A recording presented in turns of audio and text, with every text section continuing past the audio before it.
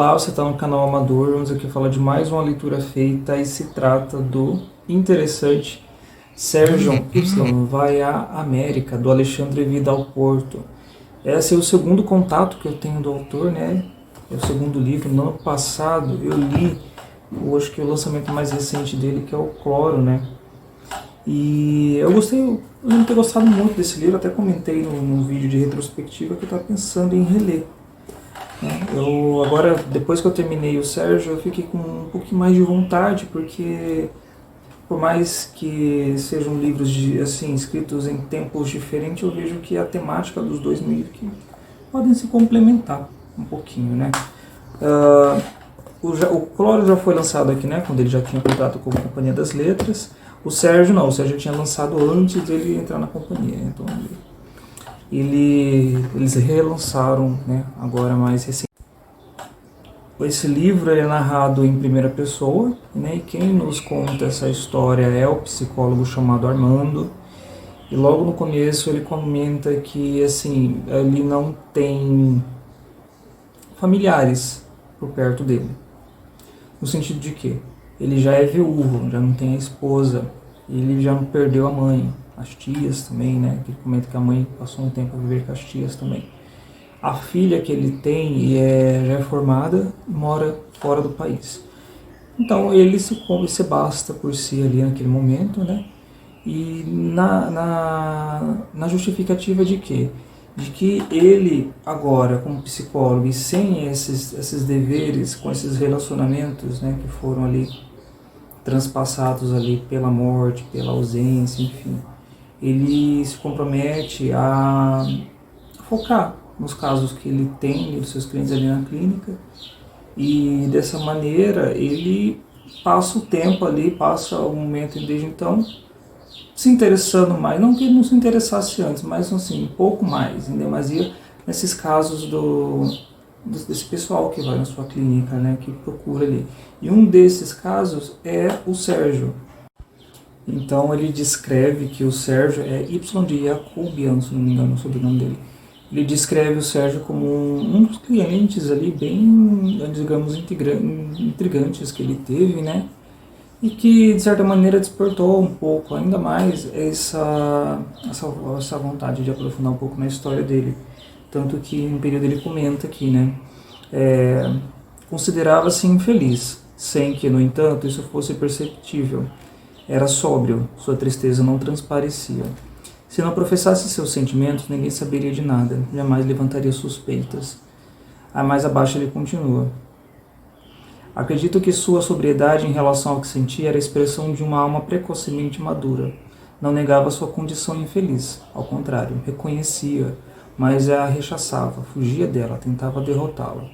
Ter procurado a terapia era evidência disso, no entanto, não exibia publicamente. Comigo falava mais de sua família do que si próprio.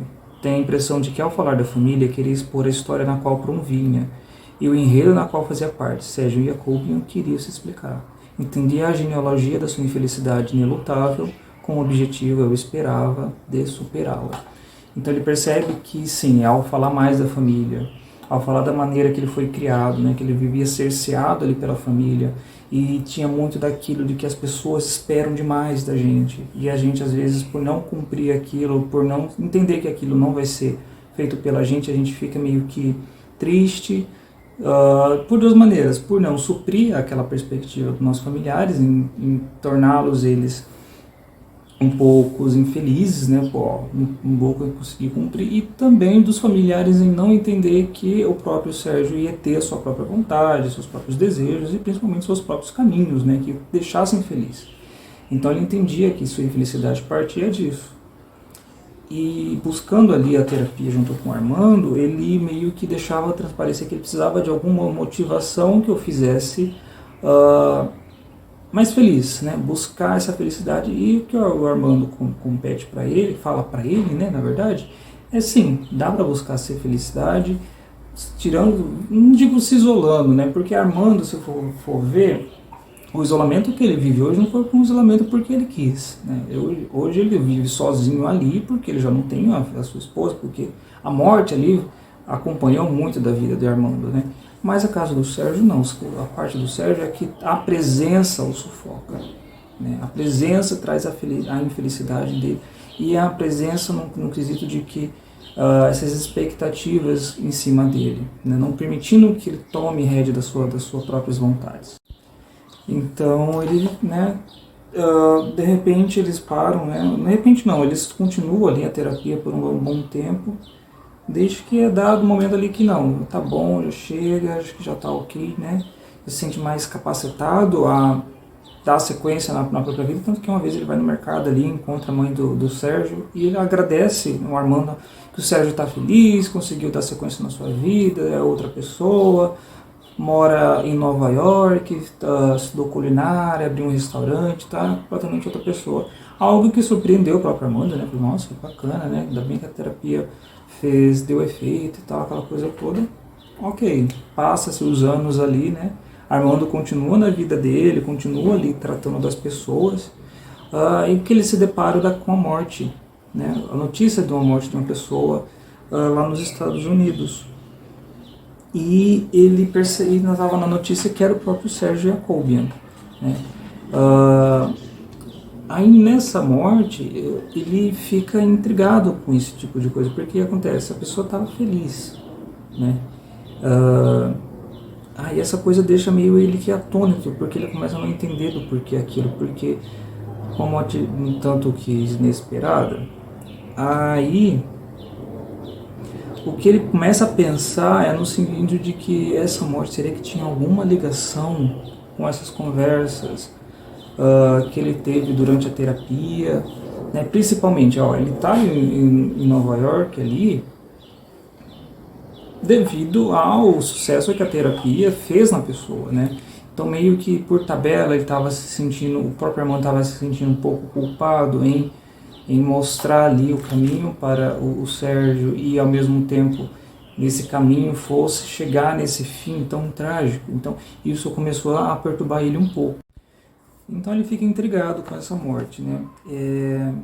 Então ele percebe, por exemplo, tem um dia que ele percebe que ele lembra, na verdade, que lá nos Estados Unidos, essas mortes, elas... O inquérito, se não me engano, tem lá, pode ser divulgado, né, com a ajuda de um advogado, e tem lá um colega dele que ele pede para ele ver se há indícios da morte do Sérgio, né, alguma coisa ali, um laudo, algo do tipo, né.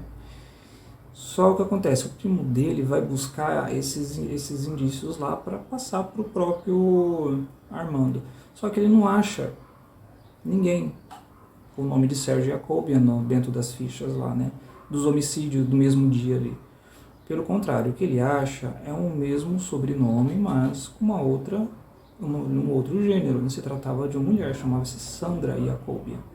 A mesma idade e também o mesmo homicídio no mesmo local. O que se descobre então em seguida é o quê? É esse processo de que uma das infelicidades do Sérgio Jacobian, que ele não comentou quando jovem, quando passava na terapia, era que ele, uma das motivações para se tornar mais feliz, não era só se livrar das amarras e das perspectivas que os familiares colocavam ele, mas principalmente viver ali a sua própria vontade, sua orientação sexual e sua identidade sexual também, né?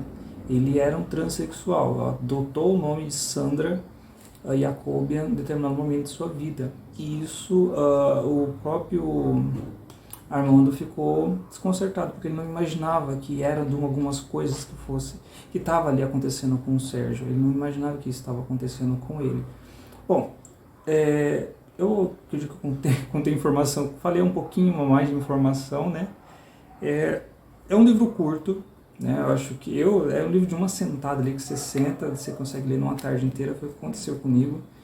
E assim, depois que ele descobre esse segredo, isso que se passava com o Sérgio, ele vai atrás para saber um pouco mais dessa história, do que porquê, o que motivou ele e tal. É interessante fazer essas descobertas. Mas eu acredito que esse livro passa por duas coisas. Eu pensei em duas coisas. Da própria vaidade, né? O Armando está falando todo momento ali que, ao não saber desse caso de transexualidade, ele meio que falou assim, passou despercebido dele, como depois de tanto tempo trabalhando dentro das clínicas, ele não percebeu isso, né? Aí ele fala que às vezes a questão da vaidade o deixa cego, mas de certa maneira essa vaidade o deixou cego, mas foi uma oportunidade para quê? Para um crescimento, um ganho de conhecimento que antes ele acho que não imaginava ter, né? Ele deixou escapar esse tipo de informação do seu paciente, que só depois ele passou a descobrir, e que foi interessante para ele nesse sentido, de ganhar mais, deixar de ser menos um pouco ignorante no sentido de não conhecer, e ganhar mais conhecimento, principalmente nessa área. E o que eu mais gostei também é esse lado subjetivo da transexualidade, né? A gente vê muitas histórias, a gente vê muitas representações na mídia, filmes, músicas, enfim, na sociedade, da questão da transexualidade sempre ligado a coisas marginalizadas, como violência, sexo gratuito e assim coisas que as pessoas colocam como indignas de se viver. E você vê esse livro aqui que trata dessa questão da subjetividade, do que tem por trás disso. Antes mesmo de ser uma pessoa transexual, eu falo do físico ao interior, o subjetivo, o pensamento, essa busca de um caminho mais, vamos dizer assim, mais cômodo para se viver, né? Se há um caminho mais cômodo para se viver. Tanto que uma das conversas com os pais dele, ele se depara, por exemplo, a mãe, acho que eles tiveram 2 filhos, o Sérgio teve mais um novo que acabou falecendo, também por problemas no nascimento, genealógicos, assim, algo do tipo, né? E assim, não sei se foi a mãe ou o pai. O pai ficou atônito, né? O pai ficou assim, eu não imaginava que a gente fosse ter 2 filhos dessa maneira. E assim, de certa forma, 2 aberrações na visão do pai, né? Um morre, né, por causa de problemas genéticos, logo no nascimento. O outro é transexual, mas com o tempo ele aprendeu a digerir e a entender um pouco disso. E a mãe também. Então o livro meio que passa essa visão, dessa subjetividade que muitas vezes as pessoas não entendem do que há por trás. As pessoas simplesmente acreditam que pensam que transexuais acordam num dia, não, eu quero mudar de gênero. Como se fosse querer trocar de roupa. Só que há muita coisa por trás, principalmente na cabeça desse tipo de gente que passa por isso, na cabeça desse tipo de gente. Há muitas dúvidas, há muitos receios, tem tudo isso e que às vezes não são principalmente retratados, né? Eu lembro da novela, tá passando a novela, né, Força do Querer, que retrata também a questão da transexualidade feminina, é um desses pontos também. Então o livro, eu acho que me ganhou por causa desse sentido, nessa representação subjetiva desses problemas que envolvem ali essa transição de pessoas na questão de identidade de gênero. Bom, eu comentei um pouco aqui do livro, né? Eu acho que é interessante você ler e tirar suas próprias conclusões, acompanhar esse desfecho depois que ele descobre, né, do nascimento e morte da Sandra Jacobi, né? No mesmo corpo de Sérgio. Então é interessante ver como ele vai ali fazer essa trilha de conhecimento que ele não fazia ideia, né? Isso que às vezes a vaidade meio que o cegou. Fica a dica aqui desse livro interessante, que vale a pena ser lido. E sim, com certeza, vou ler mais pra frente também, assim como eu quero ler o próprio Cloro também. O Cloro também trata um pouquinho disso, né, da questão da subjetividade. Aqui no caso o personagem é um homossexual, né? Essa questão da subjetividade, do quanto a pessoa, antes mesmo de chegar a público, ou mesmo se assumir para si mesmo, né? Essa questão, o quanto ela não tem dentro dela esses dilemas, essas dúvidas, essas próprias batalhas interiores, né? Eu lembro até ter feito uma marcação aqui no finalzinho. Eu me perguntava como cada um de nós iria, a longo prazo, permanecer na memória do outro. Sobreviveríamos para nos reencontrar um dia? Desapareceríamos coberto por outras experiências? Gente, você vê, né? É o tom dos livros do Alexandre Vidal. Fica a dica desses livros maravilhosos que vale a pena muito ser lidos e relidos por aí. Se você gostou do vídeo, curta, se inscreva no canal, tem vídeo aí toda semana e até a próxima.